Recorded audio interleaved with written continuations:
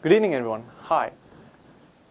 Today's session is going to be the first of the 3 sessions in verbal ability. Essentially, verbal ability counts to about 15 points on the GATE exam. You may think that's not much, but 15 points does constitute a lot when you think about the overall cutoff. Moreover, if you know exactly what is tested on verbal ability and you know how to approach these questions, it becomes very simple for you to get those 15 points. So let's look at what is tested in verbal ability and as a result what we'll be discussing in class in today's session and the next 2 sessions. So essentially, broadly, verbal ability is split into 3 kinds of things. The first one being something called grammar, right? The second is critical reading. I call this critical reading for a specific reason. I will come back to it and explain what else constitutes critical reading. The third is vocabulary. Right? So within grammar, you might think that there is so much to be learned within grammar. How do I cope up? How do I scale up to a level where I will be good enough for the GATE? The good news is that not many rules are tested in grammar. In fact, I can count with my left hand, the number of rules that will be tested.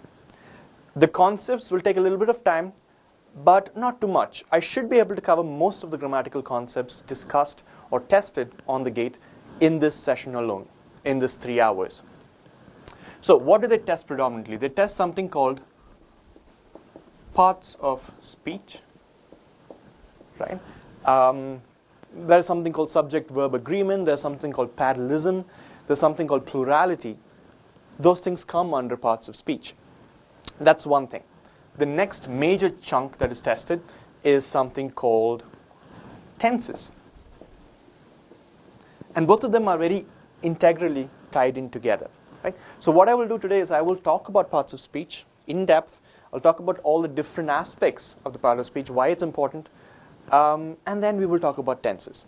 We will also follow this up with the practice of actual GATE questions from previous years and see how these rules are applied there and how it becomes very simple to solve these questions.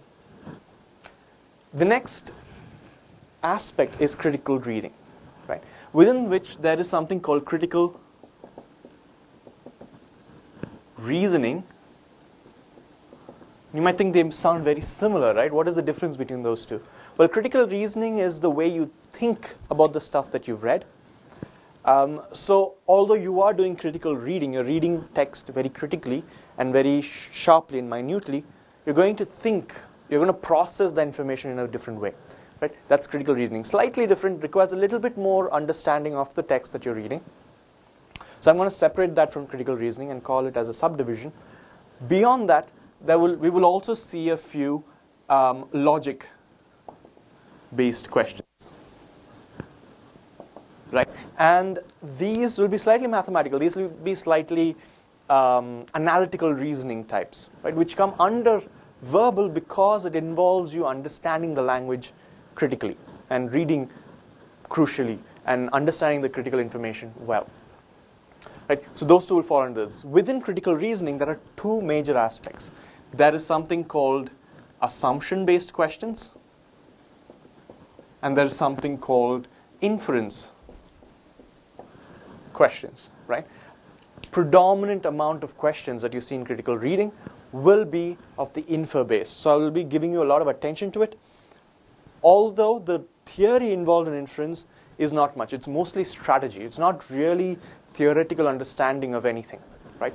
So for that, all you need is the right mindset. I will be training you. I will be taking you through the different ways in which you have to see an inference question and what not to do while answering these questions. So that's what's most important there. For assumption questions, you need to understand what an argument is, how to find an assumption, before which you need to understand what an assumption is and how it plays in an argument. I'll be talking about all of this in depth in the second or the third module. Right? In fact, I'll be talking about this in both second and third along with the vocabulary component.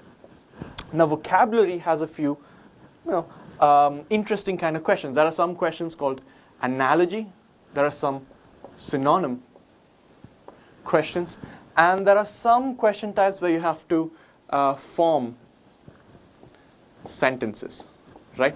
Now, form sentences are essentially fill in the blanks, and we've been doing that since, I don't know, 3rd, 4th grade.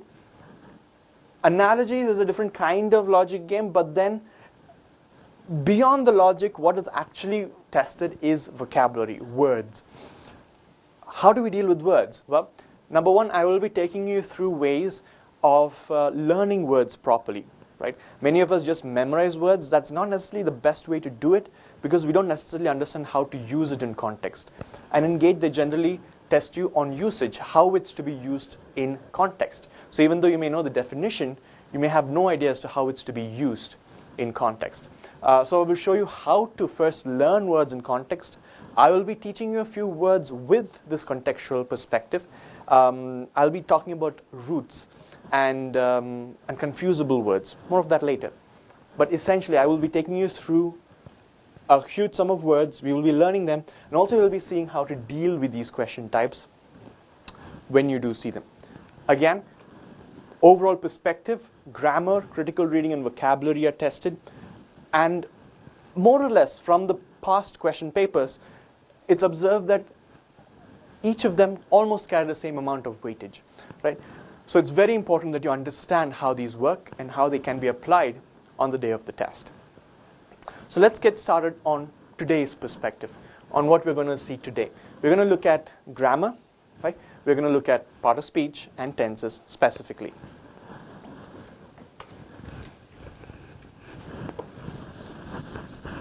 So, before I go into grammar, let's think about the overall perspective, right? Let's think about what's the use of grammar. A lot of us have been taught grammar, but and honestly, we all know that grammar is quite boring. Grammar is actually fun if you know why it's used or you know why it exists. The problem is that people never tell us why it's useful. So let's think about why grammar is useful. Why? Because number one, it helps us construct sentences logically. That's pretty much it, right? There are so many definitions as to why grammar is useful, but beyond everything else, the only purpose of grammar is to help us construct sentences meaningfully. So let's think about what a sentence is, right? And from there, let's go ahead into how grammar is useful and what the different aspects of grammar are, right? One at a time. Think about a sentence. What is a sentence? Essentially, sentence is a complete set of words which make sense, which you convey some kind of meaning or some kind of story with, right? So perhaps if I said, Ram is a good boy. He goes to school every day, right? Right? Simple sentence, but it's a sentence, it's meaningful, right? Let's try to condense that. Let's try and make the smallest sentence we can so that we understand what comprises of a sentence and what makes a sentence. What's the smallest grammatical unit which will comprise a complete sentence, right? Let's try to shorten this. If I said Ram is a good boy, is that a complete sentence? Absolutely. We have a story, there is a person, he's doing something, and there's some details about it. It's a complete sentence. If I said good boy, that's not a sentence, that's a phrase, right? Because there's no one doing any action. Let's try to shorten this a little bit more. How can we shorten this? Let's change the story. Let's say Ram is sad. Is that a sentence? Absolutely. That is a complete sentence. It has meaning in it. I want to shorten it even further. So if Ram is sad, what could he possibly do? He probably cried. So if I said, Ram cried, is that meaningful? Absolutely. Right? It's a complete sentence. It has some kind of meaning, and it's grammatically correct. So it can be anywhere from there to even longer sentences, complete sentences, to something as small as that, right? And grammatically, there are only two elements here, right? There is a person or a thing, and grammatically we call him a noun, right? Ram is a noun. I'll talk more about this in a bit. And that person is doing an action, right? The action word is called a verb. But that's not it. Now, the noun does a specific job here in the sentence. It does a specific job. It's the star. Ram is the star of the sentence here. He is doing the action, right? So for every sentence, we need a doer. We need a thing that does something, some action, right? That thing, that grammatical thing that does the action is called the subject, right? So for grammatical purposes, this is the grammatical subject of the sentence. And therefore, we realize that nouns are generally the subjects, right? Subjects are generally nouns. There are something called gerunds as well, which can also be subjects, but that for a later date, right? We're not going to go that deep because Gate generally does not go that deep into grammar. So for our purposes, nouns that do the action are the subjects of the sentence. And the subject does the action. And as long as you have a subject and a verb, you're good.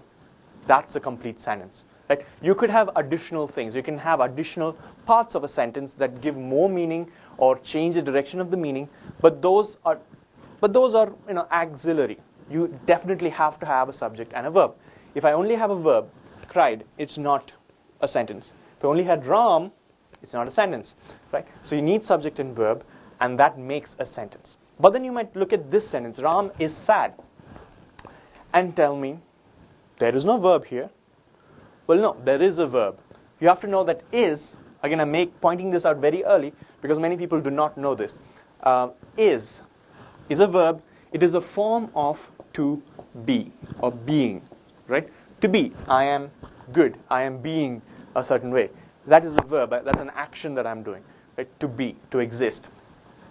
So Ram is sad is a form of to be, and therefore that is a verb. And here, Ram is sad has Ram the subject, and is the verb. Sad is not a verb. It's something else. I'll talk about that in a bit, right? So, since we've defined that, since we've established that fact that a sentence needs to have a subject and a verb, let's see what else a sentence can have, right? For instance, if you look at this sentence, it has so many other things. There is a subject, sure, and there is a verb, sure, but then there are so many other things. Let's understand what those other things are. Let's understand what the parts of speech in sentences can be, right? So the parts of speech essentially are parts of speech that can be used to make sentences, right? So there are only so many things that exist. Let's look at all of them, and let's see how they help create a sentence and what role they play in grammar. And also let's look at how Gate can test you on these rules, right? So to start with, let's look at nouns, right? They're also something, right? So this comes under parts of speech, right? And within that, there is something called the noun. There's something called the pronoun. There's something called a verb. You've got something called an adjective. You've got something called an adverb. You've got something called a preposition.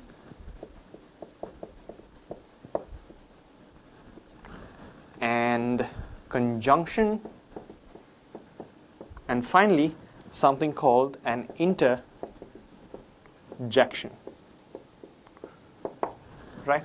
Not all of them are important for you, but I will go through all of them, at least a quick glance at what they do and what their function is, right? Because at the end of the day, they are important. You need to understand what forms a sentence grammatically. So to start off with, let's look at nouns, right? So nouns. What is a noun? We've heard of nouns before. What is a noun? Ram was a noun. Coat is a noun. Pen is a noun. What else is a noun? Is time a noun? Absolutely. Is he a noun? Yes, absolutely. So noun is any person, thing, name, animal, place, even ideas, qualities. All of these become nouns. Anything is a noun, right? Let me explain it. Let me take you through the different types of noun that exist, why they exist and what they mean, and then ideally you should have a good clarity about what a noun is, right? Again, I give so much importance for what a noun is because of something called subject-verb agreement, right? I will come to this in a bit. But essentially we saw that nouns, or rather a subject, has to be a noun, right? And therefore we need to know everything that can constitute a noun. I'll come back to that in a bit. Nouns. So like I said, everything that is a thing can be a noun. There are many ways to classify it. And grammatically, there are many ways that people do classify nouns. So here are the ways, right? So you could classify nouns as proper nouns. You could classify them as, or in the other way to classify them is as common nouns, right? So that's one way to classify it. Another way to classify it is as concrete nouns, right? And another way within this distinction is called an abstract noun. Nouns, right? That's one way. You could also further, there's another classification where they call it countable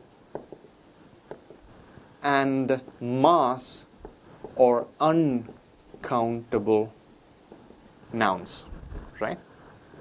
That's another way to call it. And by itself, there's another distinction of nouns called collective nouns. Yeah. So there's so many different ways to classify them. Don't get confused. A common noun can be either a concrete or an abstract noun. An abstract noun, well, an abstract noun generally is a non-countable noun, uncountable noun. We will talk about that in a bit. And collective nouns are a different kind of noun in itself. They generally tend to be common nouns. Again, I will go into each of them specifically. Let me not confuse you too much right now. So again, we know that nouns are things that that can be anything. That can be time, that can be pen, pencil, whatever, right? So let's see what constitutes a proper noun and what the grammatical significance of a proper noun is. So, the given name for something, the human given name for something. For example, your name. Maybe your name is Prakash, or your name is Vijay, right? That name that someone gave you is a proper noun. So, names like Raj, or name of companies like, Gateforum, or name of places even, right? India is actually a proper noun because it's a proper noun. It's given. There is no common significance to it. Right? It's very specific to that particular entity, and it's a given name. It could be a company's name, like I said, Gateforum. It can be the name of a cricket team, right? RCB, perhaps. Of course, it expands to something, but that is a proper noun. That said, common nouns are everything else. Common nouns are the words used to describe common things, everyday things. Pen is a common noun. I can call my pen the magic marker, right? I can call it, I can give it that name, and that will be a proper noun.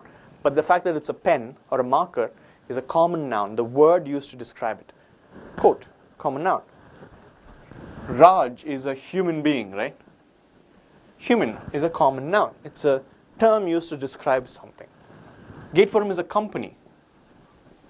That's a common noun. Education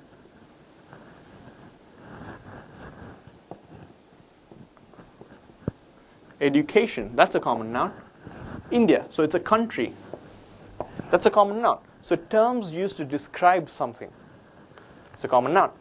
RCB is a team. Common noun. Right? Cricket. Common noun. Right? I hope you understand the distinction between those two. But how does it make sense to you? Why should you know what the difference between those two things are? Number one, common nouns can be anything. People can give whatever name they want to whatever they want to keep. It's not official grammatically, right? So it can be anything. I can name my kid hashtag for all I want, right? So that's that one distinction. I can't call a human being something else, right? So common nouns are fixed. Secondly, what's more important is that when you're using or when you're describing or when you're discussing a proper noun, you always capitalize the first letter, right? So you know that in a sentence, the first letter, he is where, the first letter will always be capitalized. But if you're going to talk about a common noun, about a proper noun, irrespective of where it is, the first letter needs to be capitalized, right? So if I said, I come from India, India, the first letter, I, will have to be capitals, right? Same for names, same for given names for companies or anything else, right? So proper noun, the first letter is always capitalized. Secondly, when you're talking about a proper noun, when you're looking at it as an entity, it is always singular, right? You know about singular and plural. He is singular, it was only one item. They is plural, right? So if you're talking about India, you will always use singular. You will say India is a diverse country, right? Or whatever it is. Or you would say Gateforum is a great company to work with. Or Raj is a very studious student, right? So all of these proper nouns, number one, will have to be capitalized. The first letter needs to be capitalized. And second, they will always be singular, right? So that's the distinction there that needs to make sense to you.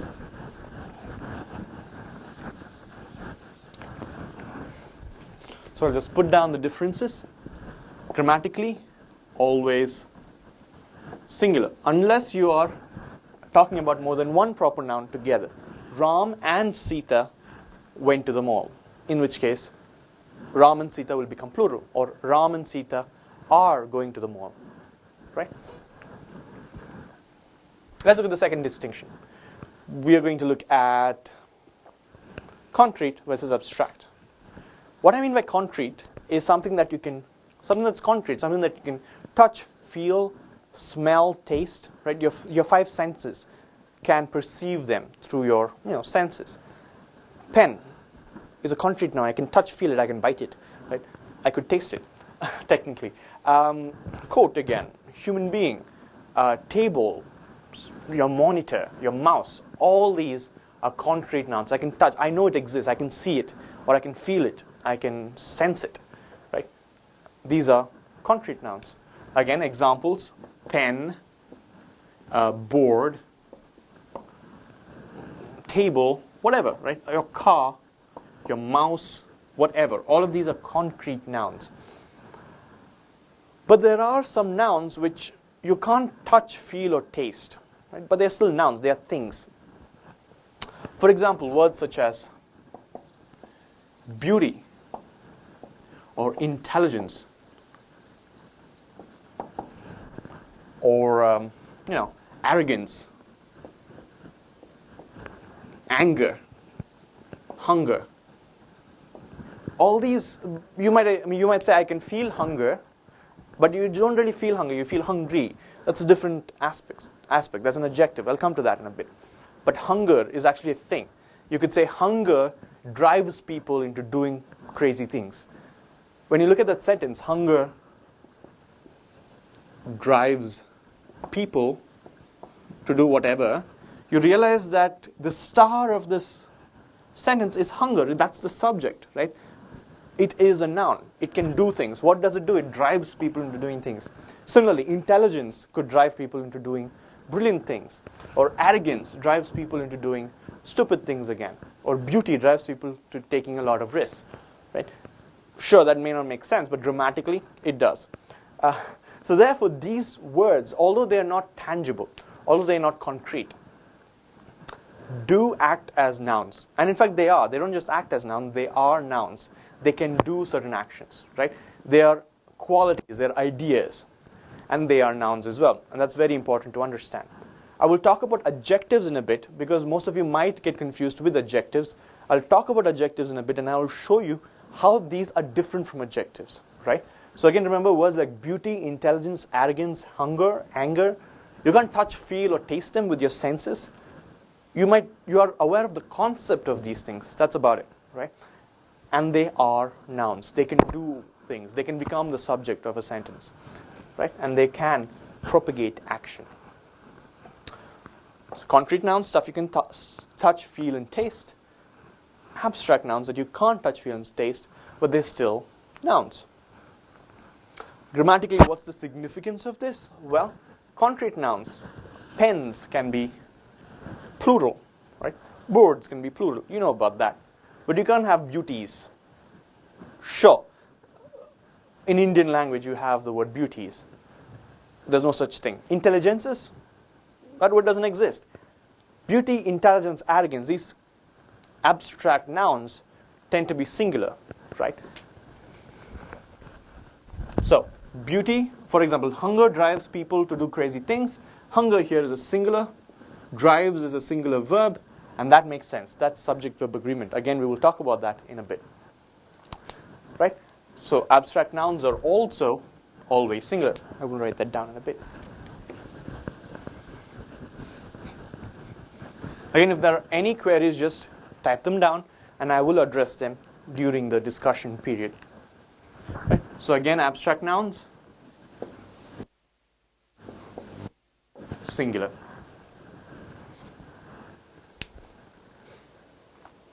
Another distinction. Again, for nouns, we're still there in nouns. Countable versus uncountable. Well, there are some nouns which you can count, grammatically speaking, right?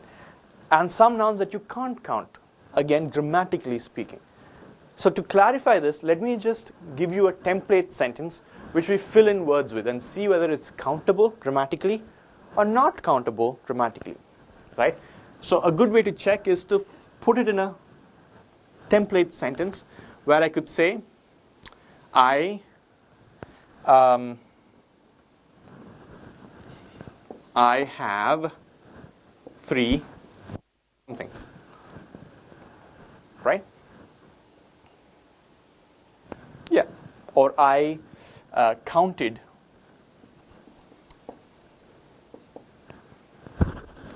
right? I counted 3 something. Let's look at countable nouns. Now these nouns you can count. With your hands, you can actually say there are 2 or 3 or 4 numbers of these. Words like dollars. I counted $3 in my wallet, right? $3. Or rupees. That's countable, right? I can count the number of rupees I have. Cars. Countable, right? There are 3 cars in my shed. I can count hair. Sure, there are many hairs in my head, but you can technically, grammatically count the number of hairs, right? I pulled my hair and I had 3 hairs in my hand. I can count 1, 2, 3. Similarly, stars, right? You could count the number of stars, right? Sure, you can count all the stars there, and that's logic, but you can technically count 1, 2, 3, the stars, right? So I counted 3 stars, I counted 3 hairs, I counted 3 cars. All these are countable words. On the other hand, there are uncountable or mass nouns.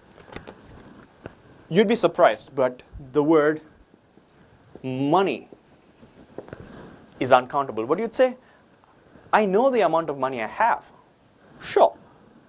Money, though, is not countable. The number of notes you have, or the number of rupees, the number of rupees you have, that is countable.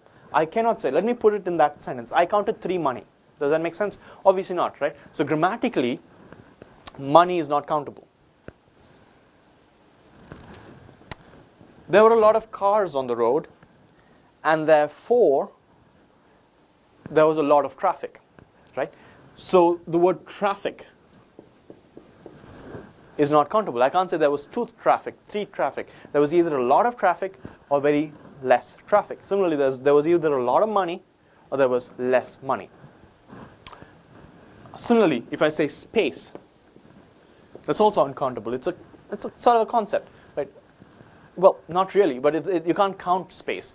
You can count the number of stars or the galaxies in space, but you can't count the number of space, right? So these things which cannot fit this template, I counted 3 space, that doesn't make sense. These words that cannot be counted are uncountable nouns. What is the significance of this? Well, number 1, uncountable nouns always act as singular nouns. Number 2, depending on how it's used in a sentence, you may have to use different kinds of adjectives to describe them. Right? Let me take you through a few of them to clarify the differences.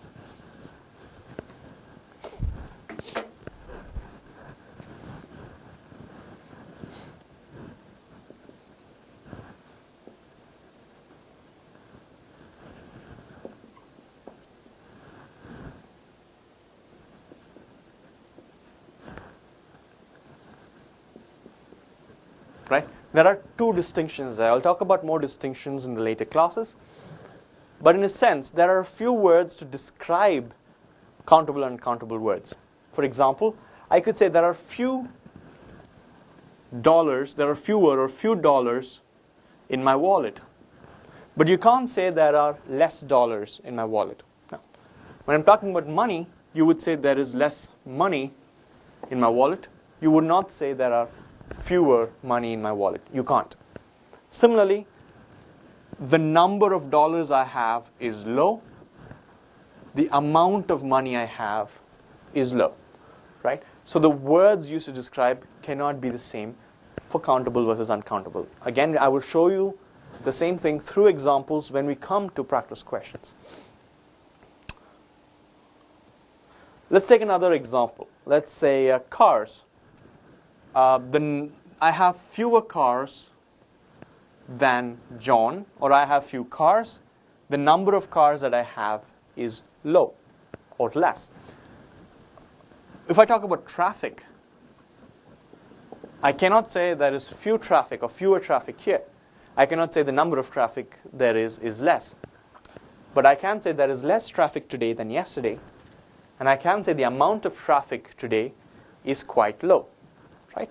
So the basic difference, this is for countable and that is for uncountable. How do you know the difference? Just put the word, if you're in confusion, put the word in that sentence. I counted 3 or 4 or 5 something today. If it doesn't make sense in that blank, then it's not a countable noun. Right? Great. So that takes us to the final, collective nouns. Before which, let me take you through to a run through of the nouns that we've already discussed. So we've seen one distinction, which is proper noun and common noun. Proper noun, we discussed, is the name given to something that we give to something. It's always singular. The first letter is always capitalized. Second, there's concrete and the abstract noun. Abstract noun, you can't touch, feel, or sense. These are qualities. These are ideas. Again, always singular, right? And also, consequently, abstract nouns are mass nouns. You can't count the number of something abstract, right? They're always they're always uncountable nouns. Coming to countable and uncountable, nouns. Countable nouns can be counted grammatically. Uncountable nouns cannot be counted grammatically. Easy way to check is to put them in a sample sentence like this. I counted 3 something today. If it doesn't make sense in that context, considering that your part of speech is right, considering that that you're using the noun form there, if it still doesn't make sense, then you probably have an uncountable noun, right? And finally, there is something called a collective noun, right? Let me come to this in a bit.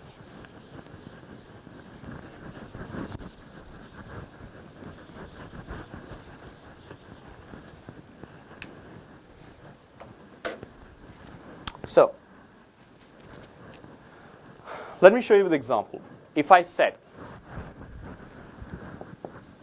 the crowd of people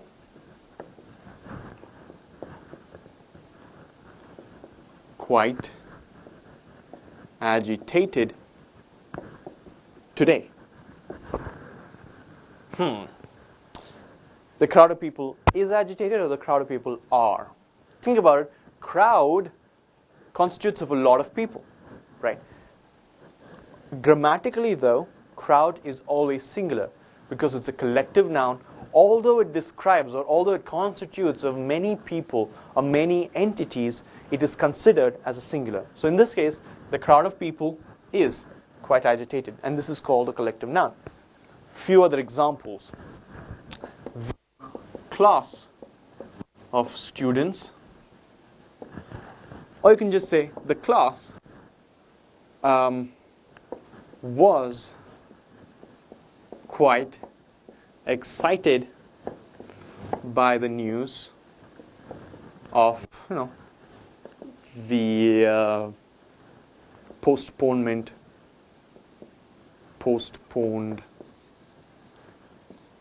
test dates, right? Let me not get caught up in the story.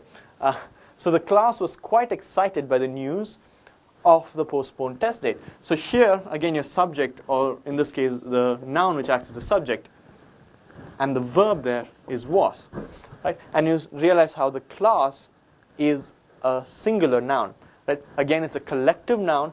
It's used to describe a collection of individual things, and it always takes the role of a singular form.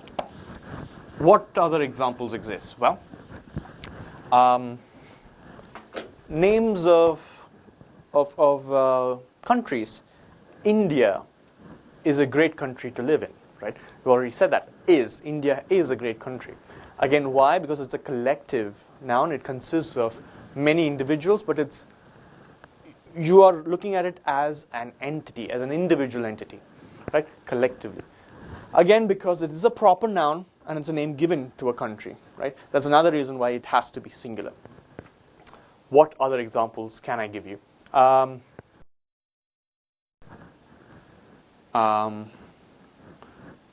The school of fish. School of fish is a collective noun for a large number of fish. Is swimming in unison, right? The school of fish is swimming in unison. Again, school of fish is singular. I could say the chain of mountains, or the chain of islands in the Andaman is quite beautiful, right? Yeah, is quite beautiful. So that's a collective noun. What do you understand? Sometimes many individual entities are grouped into one and they're collectively called something, right?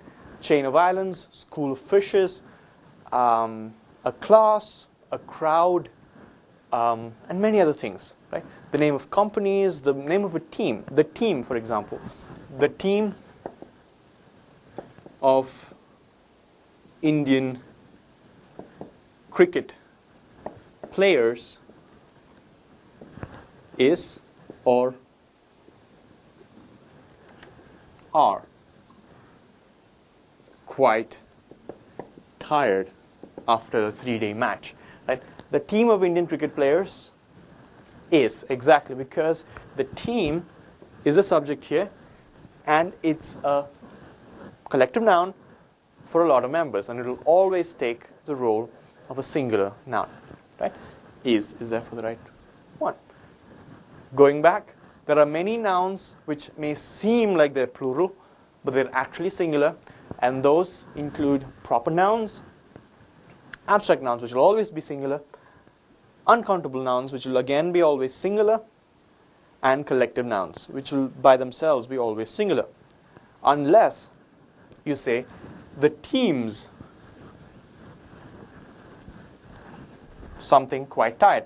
If you say the teams, then you're talking about more than one collective noun, and you're grouping them together. Then they become plural, right? But by itself, a single collective noun will be singular. That said, that is nouns, right? Again, to refresh, nouns are things that can do actions. When they do the actions, they are the subjects. But otherwise, they are things. They are places, they are ideas, they are proper nouns, common nouns. Again, they are collective nouns which talk about a lot of things together. They could be countable nouns or abstract, uncountable nouns as well. Let's move on to the next part of speech.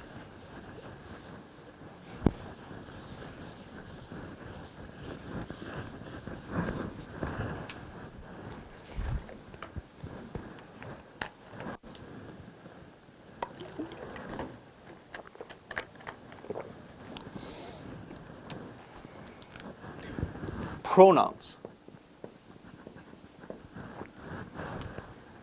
Easiest definition, pronouns are used in place of a noun. Example, Ram is good. Ram goes to school. Ram plays hockey, and so on and so forth, right? I could write a paragraph like that with so many sentences. It's all right. But it's very, very grammatically redundant. Why? Because I'm using the name over and over again. The simpler thing to do is to replace the recurring nouns with a pronoun, right? So I could rub that out, and I could say, Ram is good, he goes to school, he plays hockey, right? So he becomes the pronoun, and he here refers to Ram. What other pronouns exist, and what are the rules that are associated with pronouns? So there's he, she, it, you, I, right? And they, we. Right? That's one form of pronouns. I'll talk about forms in a bit. Right? In a sense, these are the pronouns that will do the action. That will be subjective. Those are the subject pronouns. I spoke to you about subjects and verb, right? Subject is a thing that does the verb. But sometimes you will have nouns which have actions done to them. Before I go into that, just to reiterate, pronouns replace a noun. Instead of using the same noun over and over again, you could replace it with a pronoun, right? Again, they have to match in plurality. So if I'm talking about Ram, it can only be he within this options, right? I can talk about I can say you in if I'm talking to him directly. If I'm talking about him and me, then I would say we, right?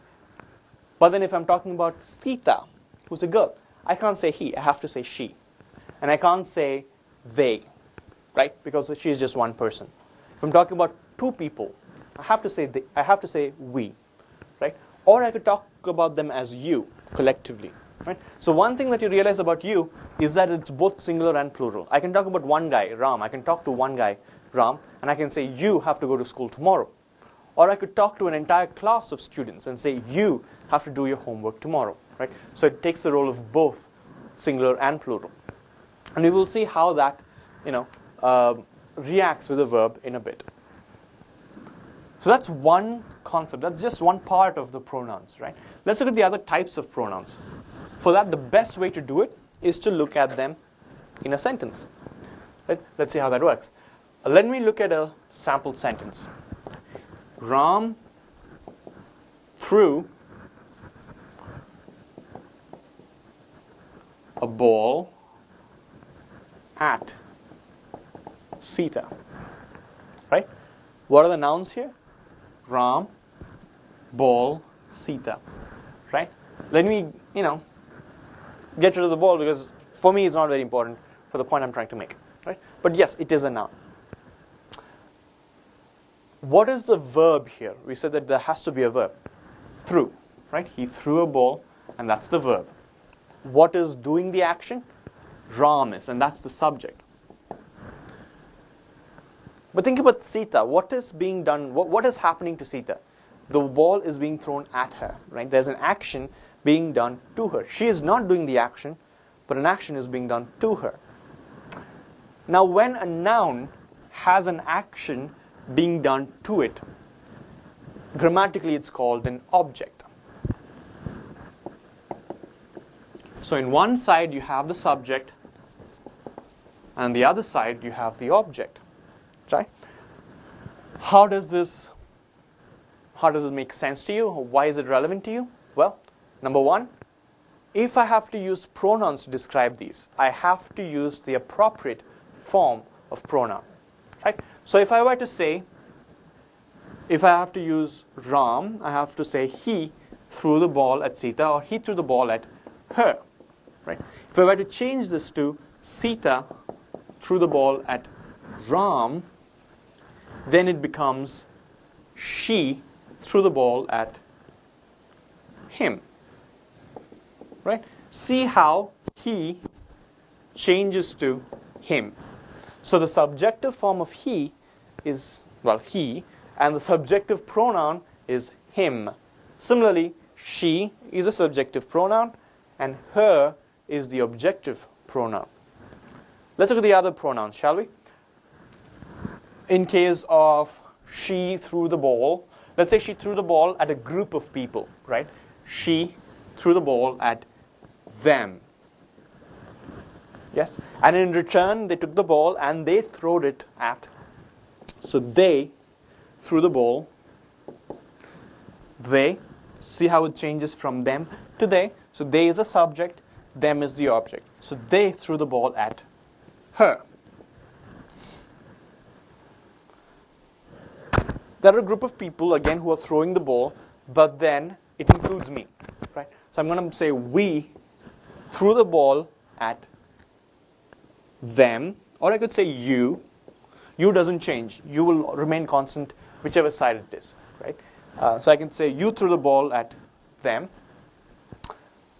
and it could be the other way around. And finally, you or she threw the ball at us. The subjective form of we